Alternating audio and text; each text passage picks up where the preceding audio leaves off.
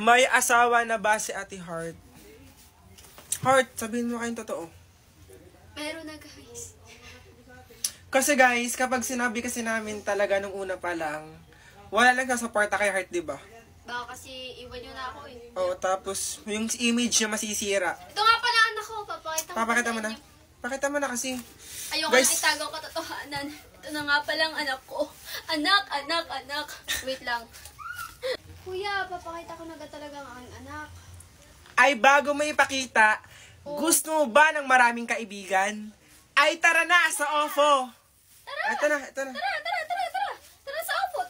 Nasaan ang anak mo? Ito nga palang aking anak. Oh, kakagising lang. Oh, kininis pa ako. Ang Anak cute. ko. Anak. Aray ko, wala pang asawa si Heart Gonzaga. Siya ay, busy sa pag-aalaga ng kanyang anak. Ang anak pala ay aso. Ang cute ng anak niya, diba guys? Thank Cute. you. Ako lang Ano kayang po. pwedeng ipangalan sa anak mo, Heart? Tanungin mo nga sa kanila. Ano bang pwedeng ipangalan